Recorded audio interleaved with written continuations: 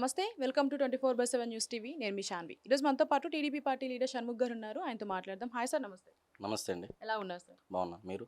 Yeah! Sir బాగున్నాను. Sir మనం కొన్ని ఇయర్స్‌గా చూస్తూనే ఉన్నాం వైసీపీ, టీడీపీ మధ్య వివాదాలు జరుగుతూనే ఉంటాయి. సో రీసెంట్‌గా ఏదైతే మన పవన్ కళ్యాణ్ గారి కుమారుడు మార్క్ శంకర్ అగ్ని ప్రమాదం నుంచి బయటపడ్డాడో, ఈ ఇష్యూకి సంబంధించి మన రోజా గారు మాట్లాడుతూ చంద్రబాబు నాయుడుకి ఆల్రెడీ రుచి చూసాడు. ఈరోజు పవన్ కళ్యాణ్ రుచి చూసాడు. అంటే ఏదైతే తిరుమల తిరుపతి దేవస్థానం లడ్డు వివాదం ఉందో దీన్ని ఉద్దేశించి ఆవిడ మాట్లాడడం జరిగింది. అంటే దేవుడి మీద నిందలు వేయకూడదు, లేనిపోయిన అబండాలు వేయకూడదు, వేస్తే దేవుడు చూస్తాడు అన్న విధంగా మాట్లాడింది. మీరేం చెప్తారు సార్ దానికి? అంటే ఇది మహిళా సమాజానికి సిగ్గుచేటని చెప్తాను. ఓకే. రెండోది ఏందంటే ఆమె మాజీ మంత్రి, మాజీ శాసనసభ్యురాలు. సో ఒక ప్రజాప్రతినిధిగా గతంలో ఆంధ్రప్రదేశ్ రాష్ట్రంలో ఎన్నుకోబడినటువంటి రోజారెడ్డి గారు ఇలా మాట్లాడడం అనేది యావత్తు ఆంధ్రప్రదేశ్ మహిళా సమాజం ముందుగా సిగ్గుపడాలి. మరి ఈరోజు మహిళా సంఘాలు కూడా ఈమె పైన నినదించాలని నేను కోరుకుంటున్నా. రుచి చూడడం అనే మాట ఏందండి?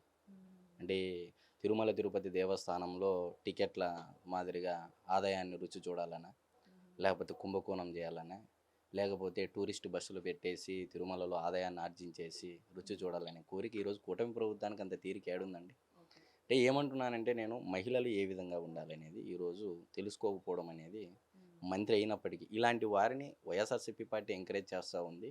కాబట్టి వైఎస్ఆర్సీపీ పార్టీ నుంచి కూడా క్రమశిక్షణ కమిటీ వాళ్ళు కూడా ఆమెను ఖండించాలి.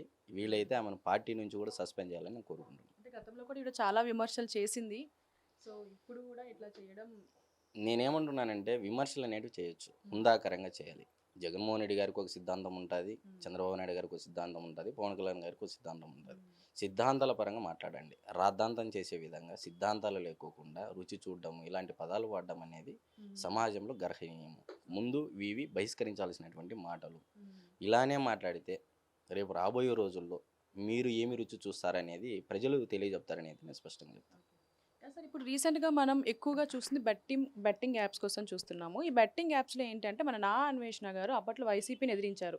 ఇప్పుడు వచ్చేసి టీడీపీని ప్రశ్నిస్తున్నారు అనమాట. లైక్ ఏంటి అంటే గోవింద బెట్టింగ్ యాప్ ఏదైతే ఉందో ఇందులో టీడీపీ నాయకులు కొంతమంది ఉన్నారు అని అంటున్నారు. మీరు ఏం చెప్తారు సార్ దీనికి? ఇప్పుడు నా అన్వేషణ ఉంది, పేరులోనే ఉంది నా అన్వేషణ. అన్వేషణ అంటే ఏంటండి మీనింగ్ మీరు చెప్పండి?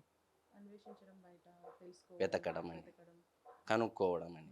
ఆయన ఆ పనిలో ఉన్నాడు, ఆయనకు అదే పనే. ఆయన బై నేమ్ నా అన్వేషణ. సో నేను అతను విమర్శించట్లేదు, లేకపోతే అతను చెప్పిండేది కరెక్ట్ అని నేను చెప్పట్లేదు. అంటే అతను బతుకు తెరువది. సో నేను ఏమంటున్నానంటే ఆయన బతకాలి, కానీ నలుగురికి ఇబ్బంది కలిగించే విధంగా బతకూడదు అనేది నేను చెప్పేది.